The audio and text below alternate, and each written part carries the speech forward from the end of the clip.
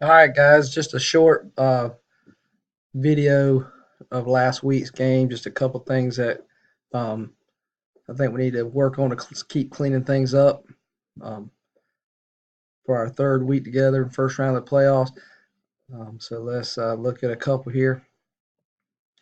On this first one, um, Craig, it looks like I think maybe you're meaning to punch this backwards, but you punch it forward right there. I guess that's So just make sure if you're going to give the signal like that that you go the right direction with it. I know, I know for a fact on in some cases I've done that as well where I've just pointed in the wrong direction, but could get us in a little bit of trouble on that. So just try to make sure you point in the right direction there.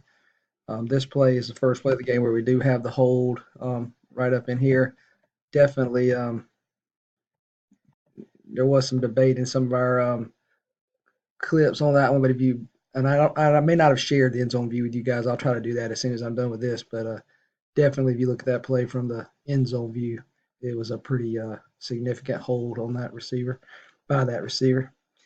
Um, on this clip here, we have a run over here to the right, and so Mark Turner from Augusta, and then I got one of our deep judge trainer to look at this film, and in several cases, uh, Craig and Martin they both were talking about how we're staying on the sideline too much on plays that go to the opposite direction. So maybe Martin, if you can kind of come pinching in a little ways at the end of the play and then back out, and Craig on the play way over here, you can kind of come in just a little bit. We talk a lot about staying on the sidelines, but that's really more of a live ball situation. You can come off and help out. Get in here closer, just in case maybe this guy gets in a altercation with this guy. If you're way over here, you're not going to be able to help very much. So um, that's what there's several comments on that and several different plays. So this week, let's try to pinch in a little bit and kind of then hustle back out. Um, for the deep judges, they actually like for it to look like kind of like an accordion where you both kind of come in and you both kind of back out together. I'm not a big stickler on making it look all uniform like that, but I do want you to kind of come in some there and kind of get a little closer to the action after each play.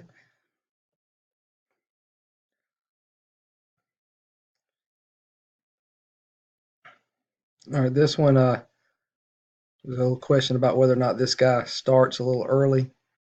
It's kind of hard to tell if he does or not. But then there's some other ones where we have illegal shifts that we're going to look at. I think this is another comment about we're staying too far back there. So try to pinch in a little bit.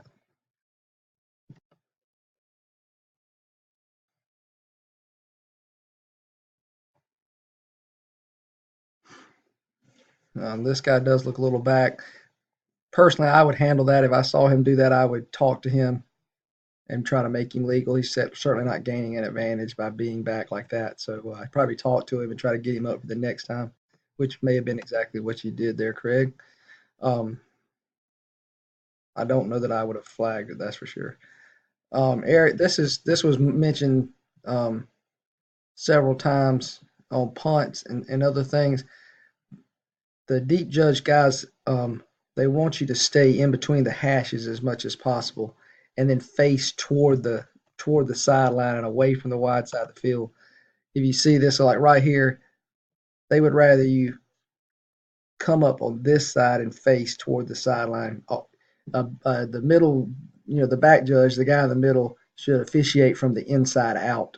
So you always want to be um, facing the near sideline. So in several punts on this video, you end up close to the sideline and facing back to the wide side of the field. Rather come in here and face out. Obviously in this play, there's not a whole lot of action to officiate, but just it looks better if you come and face out and officiate um, inside out, and much in the same way the umpire does, and the referee actually. You always face toward the near sideline. All right. All right. This was a another situation. What we're still having a little bit of trouble on our um, our flanks and our getting our signals and all right. If this guy is back, which is how we're going to signal he is, then we definitely have an illegal formation. Four guys in the backfield here, so we just got to keep working on that. We throw a flag here, but then we pick it up because we didn't realize that Craig wanted this guy to be off. I talked to Craig, and I would say this to everybody in this situation. How I would handle this if I did think this guy was off, I would just make him legal, and then I would call a flag on this guy if he went out for a pass, because this guy, if he's off out here, is not really gaining an advantage. Um, but I would say he was on, and then I would call this guy covered up if he went out for a pass. So that's how we should handle that. But we just got to continue to talk to each other about our signals and get all that right. I do think we need to do the signaling the way Georgia High School wants with the balance and unbalance, because if it shows up on film that we're not doing that, that would give them an excuse to kind of ding us a little bit there. A couple times in this game, the ends are offsides on the kickoff, and that's not something we're usually real sticklers about. But this is a case where you, we probably should have called it, because he does have a foot down across the line, and then there's no way for us to know that we were going to have an onside kick in this situation, but they end up onside kicking it. But definitely this guy, my philosophy on this has always been that we have a foot down past the line before the kick. Um, on any kick, I'm gonna get them for all sides. If we have an obvious onside kick situation, much more strict. Even a foot in the air across the plane, I would get. So, um, but definitely this guy was offsides, and it happened again later.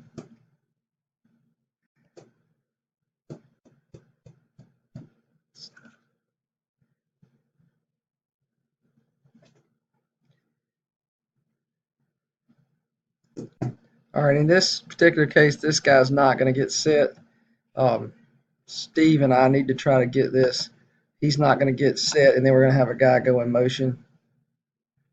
So we have two guys. So we have an illegal shift there that we need to try to get as best we can. Um,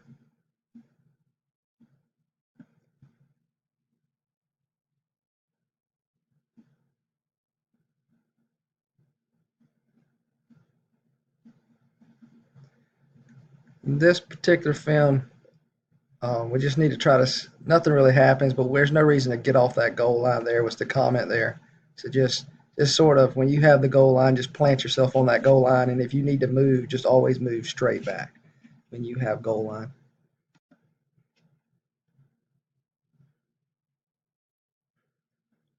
Uh, by philosophy, this actually looks a little bit more like a catch on the end zone view. Um, and the offense does recover this, but had the defense recovered it, it would have been a pretty cheap turnover. So um, I'd probably call that incomplete. I think you'll stay out of trouble if you'll give most all of those bang bang catch no catches like that incomplete instead of fumble.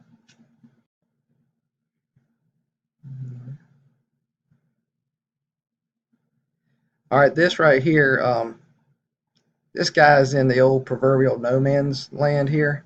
Um, he's not on this line of scrimmage, and he's not off the line of scrimmage.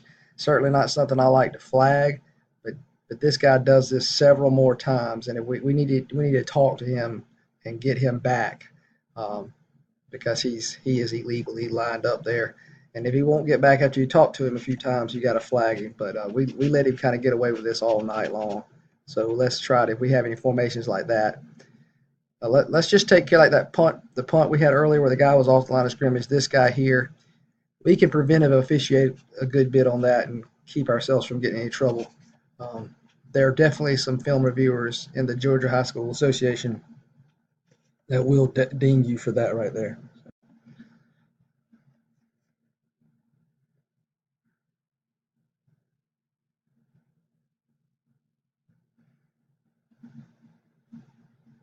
All right, this is Craig and I actually talked about out of this game. Craig realized that he shouldn't have been winding this clock because it was fourth down. But I put the video on here to talk about just all fourth down situations and free kick situations. There's last week and now this week there have been, and there was a long kickoff in this game where no one stops the clock. If it's a free kick or fourth down, just we need to all be on the radio before the down, reminding everyone to stop the clock as soon as the play is over. So let's just be aware of our stop clock situations a little better this week. Um, Clock was never a factor in this game, but in the game last week it was. If we go ahead and get in that habit, we'll be able to take care of these things if we ever do have a situation where the clock is a factor.